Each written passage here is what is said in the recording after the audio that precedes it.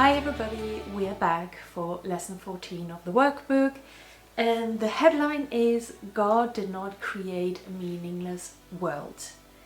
Now, over the last lessons, we were guided to realize that we are giving our ego's meaning onto everything in our world. Every object, every person, every situation, every circumstance, whatever we experience, we allow our ego to give it meaning. And secondly, that this meaning that the ego is giving to everything is meaningless. That's what we've learned over the last couple of weeks in the first few lessons. So in today's lesson, we learned that God has created a world with meaning, but that is not the world that we see through the eyes of the ego. It actually says in the book, the world you see has nothing to do with reality, which means that the world that we see through the eyes of the ego is not what God created.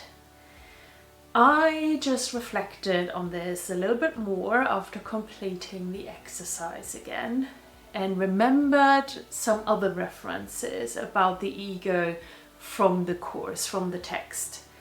For example, that the ego only creates illusions, or that the ego is not able to see things for what they truly are, as the ego was created out of separation and not from wholeness, or that the ego never really wants the best for us. So these kind of references came to my mind while I was considering what that all means.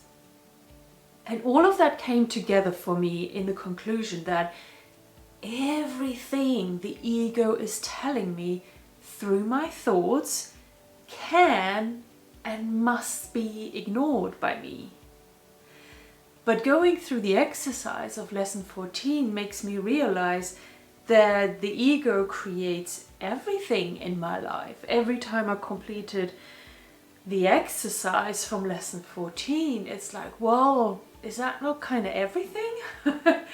So every time I experience something not with love or not through love, it was created by my ego, and that is therefore not real, because it wasn't created by God, because only what was created through God exists.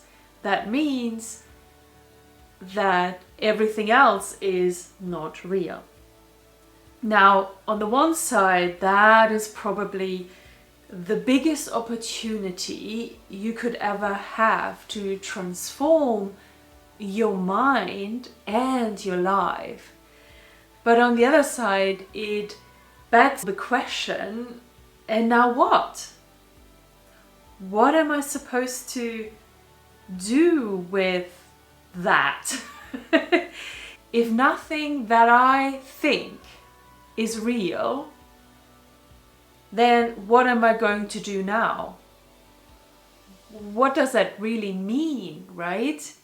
And I know that kind of thinking is already again my ego. It just shows how much the ego is who we identify with, and that we allow the ego to lead our complete life and the reality that we experience. It just shows for how much it has us under control. Well, this rabbit hole is getting deeper and deeper, and we are only 2 weeks into the 52-week program.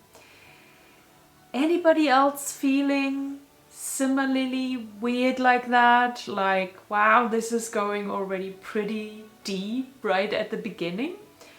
Or how else are you feeling after we completed now the first 2 weeks? Let me know in the comments. I would love to hear from you, hear your experience and your thoughts on this. And yeah, be guided as well by what you have collected through the last 2 weeks of going through the workbook in A Course in Miracle. And I will speak to you again tomorrow for lesson 15. Until then, I wish you all the best and lots of love. Talk to you soon. Bye bye.